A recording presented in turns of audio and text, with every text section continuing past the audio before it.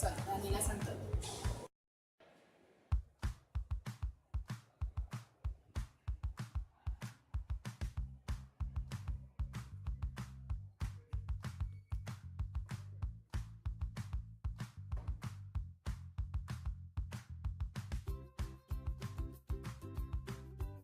Fue el primero en hablar acerca de las virtudes del comportamiento asertivo.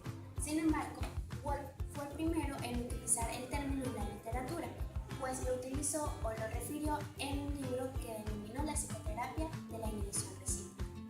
Actualmente hay bastantes definiciones acerca de lo que es la asertividad o el comportamiento asertivo. Sin embargo, a estas alturas no se ha logrado un consenso acerca de la definición como tal del término. Sin embargo, Albert y colaboradores lograron hacer una síntesis de todas estas definiciones que se han presentado a lo largo de la aparición del concepto de asertividad. En esta definición se encuentran 4 aspectos básicos a resaltar. El primero es que la asertividad se trata de conductas emitidas por una persona en un contexto que es meramente interpersonal y que además está filtrado obviamente por la cultura y por variables sociales. Igualmente es aquella persona o dentro de este contexto interpersonal que expresa sentimientos, opiniones, emociones e ideas y que éstas llegan a ser reforzadas o no dependiendo de cuán adecuadas resulten precisamente ante las condiciones del contexto. Otras definiciones, como la de Albert y Emos, conciben a la conducta asertiva como aquello que permite a las personas actuar en base a sus intereses más importantes, defenderse sin ansiedad y expresar sentimientos honestos o ejercer sus derechos cómodamente. Por su parte, Brown la definió como aquella conducta que ocurre en un contexto interpersonal, que se interesa principalmente por la adquisición del refuerzo personal y minimiza la pérdida de los mismos, mientras que Ring y Master señalan que se trata de la conducta interpersonal que implica la honesta y relativamente directa expresión de los sentimientos. La asertividad ha sido conceptualizada por varios autores a partir de la idea de que es una conducta reforzada externamente.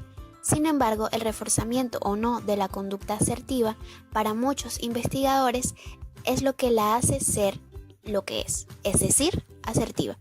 Pero hay discrepancias sobre esto, pues lo esencial para otros es la actuación responsable del individuo, ya que la autoexpresión y el comportamiento asertivo llegan a ser reforzantes por sí mismos. Es importante para comprender el significado de este término que en síntesis este comportamiento está a la merced de reforzamiento tanto intrínseco como extrínseco.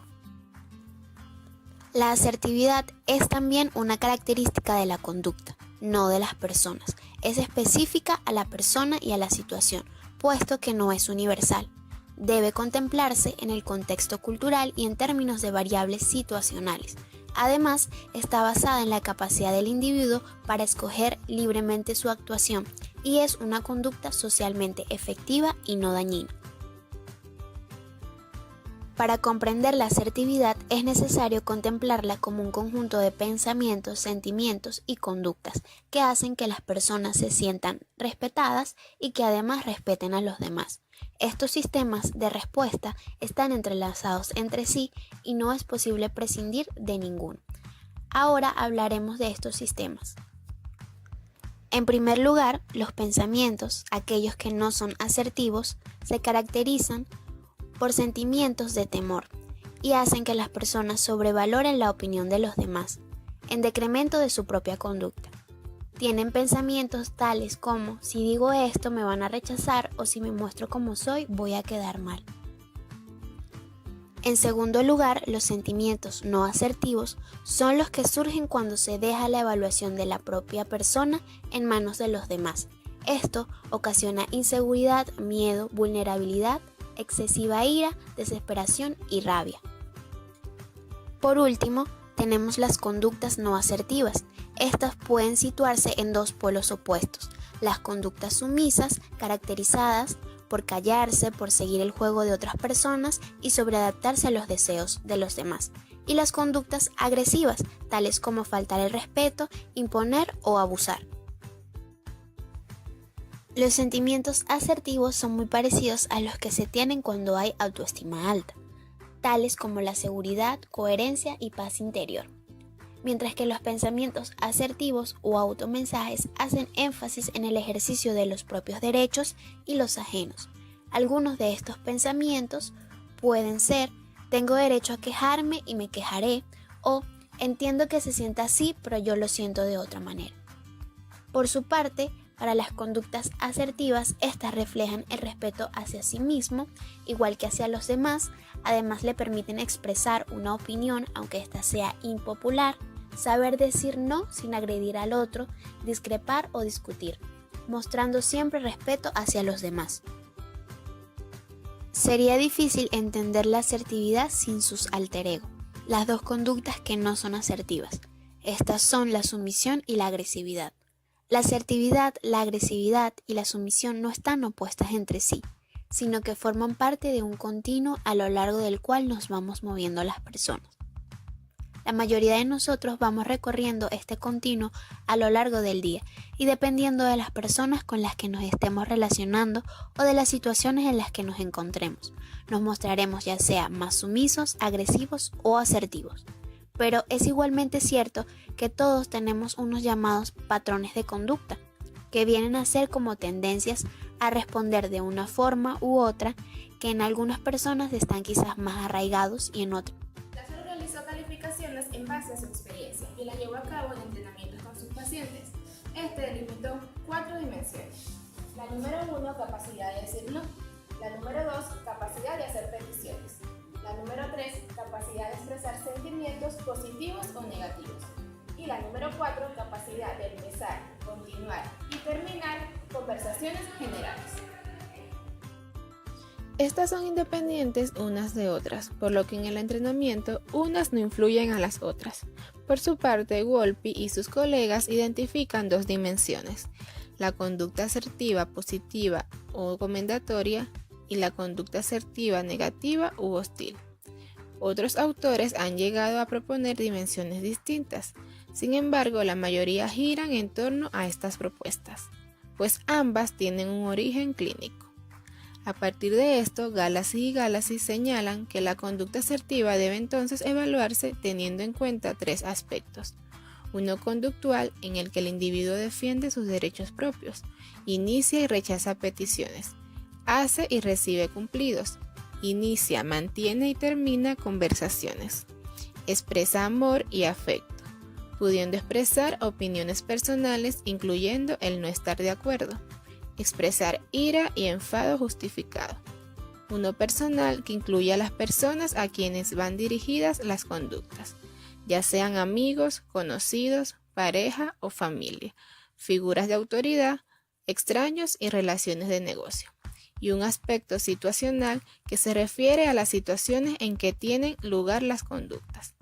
En este sentido, para evaluar una conducta como asertiva o no, habrá que considerar dichos aspectos.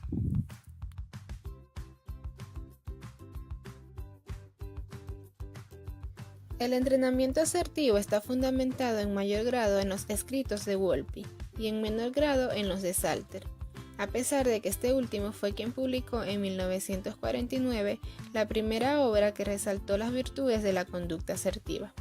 Los escritos de Wolpe tuvieron un impacto considerable, debido a que en el momento en que Salter postuló su enfoque, en 1949, el psicoanálisis era lo más leído y buscado, lo cual contribuyó con que su enfoque fuera percibido como un ataque al psicoanálisis.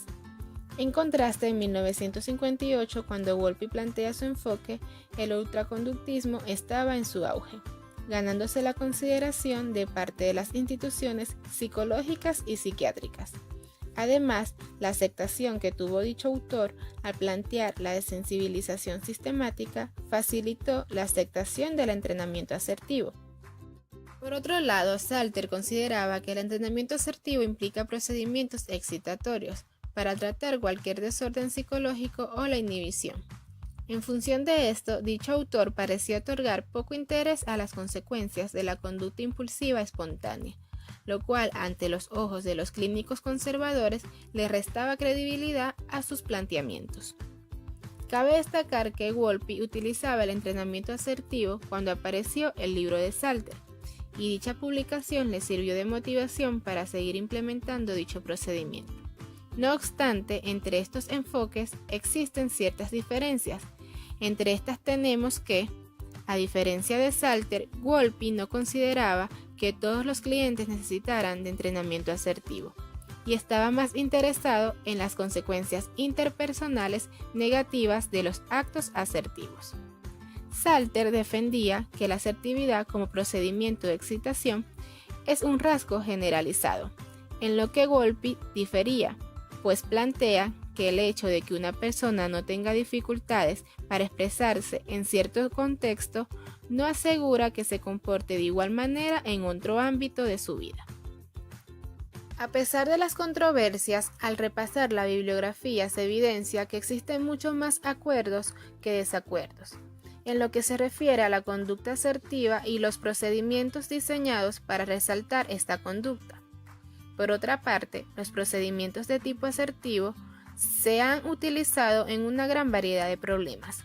Salter tenía como diagnóstico universal la inhibición. Es por esto que todos los casos presentados por sus clientes los trató utilizando sus procedimientos excitatorios. Dentro de estos problemas se encuentran la claustrofobia, temor a la oscuridad, ruborización, temor a hablar en público, tendencias suicidas, homosexualidad y alcoholismo. Por su parte, Wolpe trabajó problemas de inseguridad al socializar, afrontamiento de la infidelidad, sumisión, dependencia, retención de la ira, entre otros. En estos casos, el entrenamiento asertivo resultó ser efectivo. Además, como la mayoría de las técnicas de terapia conductual, este tratamiento generalmente es breve, pero dependiendo del caso se puede requerir de muchas más sesiones.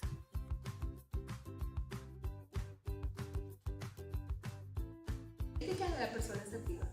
Una persona se considera asertiva en tanto se defiende en las relaciones interpersonales, se encuentra satisfecho con ellas mismas y tiene confianza en sí mismo al momento de relacionarse con las demás personas. Además de esto, una persona que es asertiva es espontánea al momento de relacionarse, es segura con las cosas que dice o hace, es capaz de influenciar a otras personas con lo que dice o hace, reconoce las consecuencias de un comportamiento adecuado o no, y además de esto es responsable y es capaz de llevar por sí mismo las relaciones interpersonales.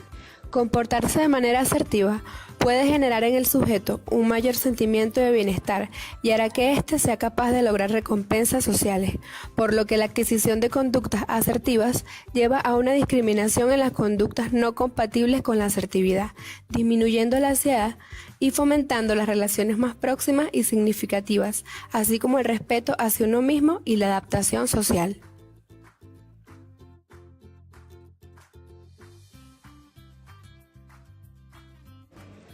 La asertividad se ha reconocido como la capacidad de una persona para transmitir a otras sus posturas, opiniones, creencias de manera eficaz y sin necesidad de sentir incomodidad. Las situaciones en las que se pueden ejecutar las respuestas asertivas son las que implican un contexto de desacuerdo entre dos personas, de modo que el individuo rechaza algún comentario inaceptable del antagonista y trata de alcanzar una conducta más plausible en el futuro.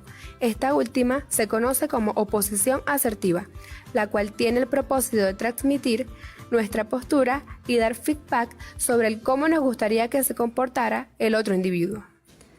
Sin embargo, existe otro tipo de respuesta que ha sido opacada por la oposición asertiva. Esta se conoce como la aceptación asertiva y consiste en la habilidad del individuo para transmitir calidez y expresar cumplidos cuando una persona ha realizado una conducta que lo justifica, es decir, una conducta adecuada. A diferencia de otras pautas sociales que se encargan de generar y establecer relaciones sociales, la asertividad cumple la función de imposibilitar la pérdida del reforzamiento que de lo contrario ocurriría cuando el antagonista se aprovecha del individuo. Por ejemplo, cuando una persona cede ante una demanda que no le parece. Ambos tipos de respuesta asertiva guardan consecuencias de gran importancia, en tanto 1. La oposición asertiva es capaz de inducir un cambio en el individuo. No obstante, de no ser esto posible, el sujeto sabrá que ha actuado de manera adecuada conforme a la situación, en lugar de someterse a las demandas del otro. Número 2. La aceptación asertiva cumple la función de convertir a las personas en dispensadores de reforzamiento verbal. Para que se lleve a cabo la asertividad, se deben considerar una serie de componentes. Entre estos, se tiene para el caso de la oposición asertiva, número 1. Contacto visual. Consiste en la proporción de tiempo en que la persona mira los ojos del interlocutor mientras está hablando. Por ejemplo, si la intervención dura 10 segundos, pero el contacto ocular se establece durante 2 segundos, podemos decir en principio que es bastante deficiente. 2. Afecto. El tono emocional debe ser firme, convincente y apropiado a la situación conflictiva. La falta de firmeza, pasividad o en el polo opuesto la hostilidad, agresividad, constituyen ejemplos de afectos inadecuados. Número 3. Volumen de voz.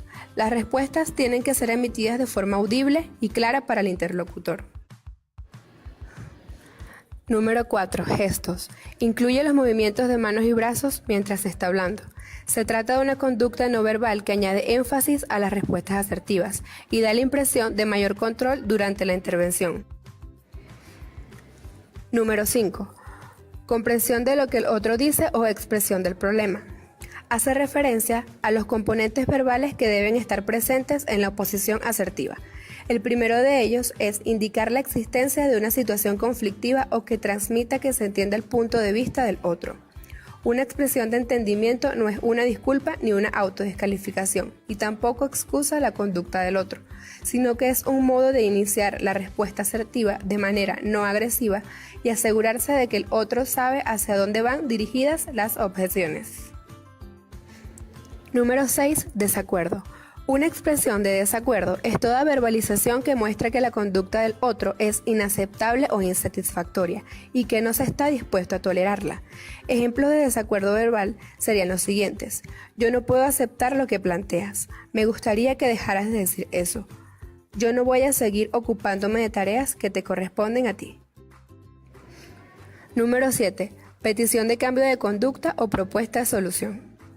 Consiste en proponer una alternativa aceptable. Cuando únicamente se constata la existencia de un problema, a manifestar que se entiende la postura del otro y a expresar nuestro desacuerdo, no se da ninguna indicación de cómo se quiere que el otro se comporte en el futuro, por lo que resulta necesario sugerir una línea de acción que sea tolerable en el futuro. Número 8. Duración de las intervenciones. Al inicio de los entrenamientos, las intervenciones suelen ser muy cortas, no se suele saber qué decir.